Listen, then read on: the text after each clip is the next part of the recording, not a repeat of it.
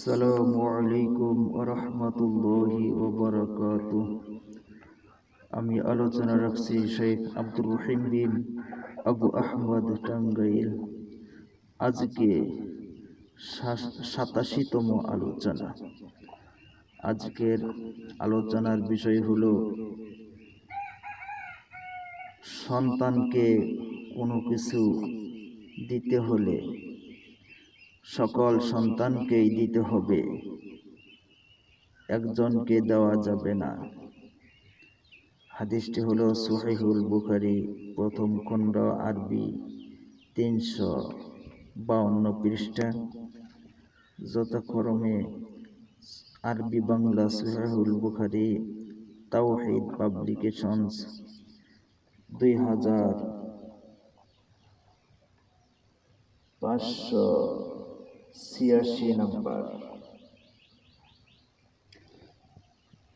ইন্নাল হামদুলিল্লাহি ওয়াহদাহু ওয়াসসালাতু ওয়াসসালামু আলা মান লা নাবিয়্যা বা'দাহু, আম্মা বা'দ।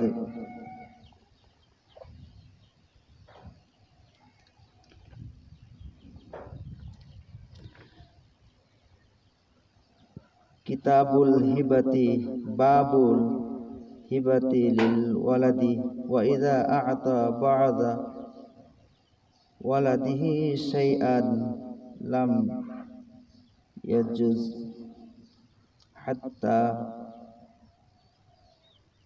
বা'দা। হাদাসানা আব্দুল্লাহ ইবনে ইউসুফ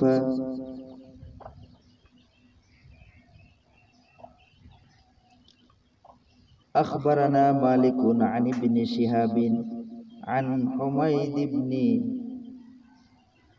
عبد الرحمن ومحمد بن نعمان بن بشير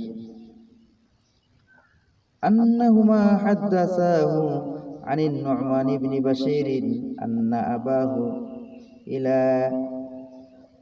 أباه آتى به إلى رسول الله صلى الله عليه وسلم فقال إني نحلت ابني هذا غلاما، فقال أكل ولدك نحلت مثله؟ قال لا، قال فارجع।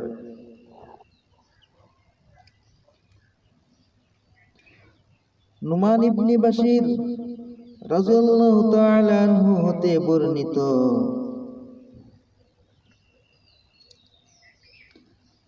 আন্না আবাহু আতা বিহি ইলা রাসূলিল্লাহি সাল্লাল্লাহু আলাইহি ওয়াসাল্লাম, তার পিতা তাকে রাসূল সাল্লাল্লাহু আলাইহি ওয়াসাল্লামের নিকট নিয়ে গেলেন। ফাকালা, তার পিতা বলেন, ইন্নী নাহালতু ইবনি হাযা গুলামান, আমি আমার এই ছেলেকে গোলাম দান করেছি। ফাকালা, অতঃপর রাসূল সাল্লাল্লাহু আলাইহি ওয়াসাল্লাম বললেন, আকুল্লা ওয়ালাদিকা নাহালতা মিসলাহু, তুমি কি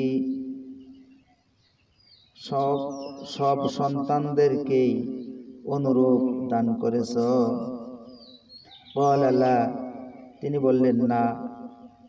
ক্বালা ফারজি, রাসূল সাল্লাল্লাহু আলাইহি ওয়াসাল্লাম বললেন, তাহলে ফেরত নিয়ে নাও, তুমি যে গোলামটি দান করেছো এই গোলামটি ফেরত নিয়ে নাও। ফারজি মানে তুমি ফেরত নিয়ে নাও। অর্থাৎ এককভাবে একজনকে দেওয়া যাবে না, সকলকেই দিতে হবে, তা না হলে বৈধ হবে না। আজকাল পিতামাতা যে কত নাফরমানি করে, কত বেঈমানি করে, এই কোরআন ও সুন্নাহর উপর নাফরমানি করে। যে সন্তানকে ভালো লাগে তাকে শুধু কিছু দেয় না, বরং অনেক কিছু লিখিত করে দেয়, অন্য সন্তানদেরকে বঞ্চিত করে। এটা কোরআন সুন্নাহ বিরোধী। একজন সন্তানকে দেওয়া যাবে না। যদি কোনো সন্তান পিতামাতার হুকুমত ঠিকমতো চলে না, তার জন্য আল্লাহ তাআলার কাছে দোয়া করতে হবে যে আমার সন্তান যেন সৎ পথে চলে, পিতামাতাকে মেনে চলে, কুরআন সুন্নাহ মেনে চলে। এই দোয়ার পরিবর্তে এই দোয়া না করে সন্তানের উপর রাগান্বিত হয়ে তাকে সম্পদ থেকে বঞ্চিত করে সে আল্লাহ এবং তার রাসূলের নাফরমানি করলো। এই নাফরমানি করে সে আল্লাহ তাআলার কাছে সে সত্য ও সঠিক হতে পারবে না। তাই সেই ব্যক্তি নবীর কাছে আসছিল যে আবাহু আতা বিহি ইলা রাসূলিল্লাহি সাল্লাল্লাহু আলাইহি সাল্লাম। সেই লোকটির পিতা রাসূল সাল্লাল্লাহু আলাইহি সাল্লামের নিকট আসলো। ফাকালা ইন্নী নাহালতু বিনি হাযা গুলামান, আমি আমার এই ছেলেকে একটি গোলাম দান করেছি। ফাকালা আকুল্লা ওয়ালাদিকা নাহালতা মিসলাহু, নবী সাল্লাল্লাহু আলাইহি ওয়াসাল্লাম বললেন, তুমি যে এই ছেলেকে গোলাম দান করেছো, তোমার সব সন্তানদেরকেই কি এই রকম দান করেছো? ক্বালা লা, সে বলল না, আর কাউকে দান করি নাই। ক্বালা ফারজি, নবী সাল্লাল্লাহু আলাইহি ওয়াসাল্লাম বললেন, তুমি যে ছেলেকে গোলাম দান করেছো, এই গোলাম তুমি ফেরত নিয়ে নাও। হাদিস মানলে, এই নবী সাল্লাল্লাহু আলাইহি ওয়াসাল্লামের হুকুম, এটা এই নির্দেশ মানলে তাহলে এই সন্তানদের মধ্যে মারামারি হতো না, কাটাকাটি হতো না। পিতামাতার প্রতি সন্তানের অবহেলা, ঘৃণা, রাগ, এগুলো হিংসা, এগুলো হতো না। কাজেই সন্তান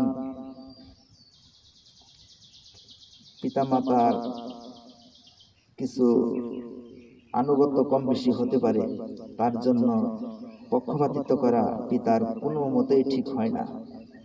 তাই আমি সন্তানদের পিতামাতাকে আমি অনুরোধ করে হাদিসটি জানাচ্ছি, আপনারা খেয়াল খুশি মতো সন্তানদের প্রতি অবিচার করবেন না, নীতি লঙ্ঘন করবেন না, তাহলে আল্লাহ তাআলার কাছে হিসাব দিতে হবে এবং সন্তানরাও আপনার প্রতি অসন্তুষ্ট হবে। কাজে আল্লাহ তাআলা আমাদেরকে এই হাদিসের আমল করার জন্য তৌফিক দান করুন। আমরা সকলে বলি আল্লাহুম্মা আমিন।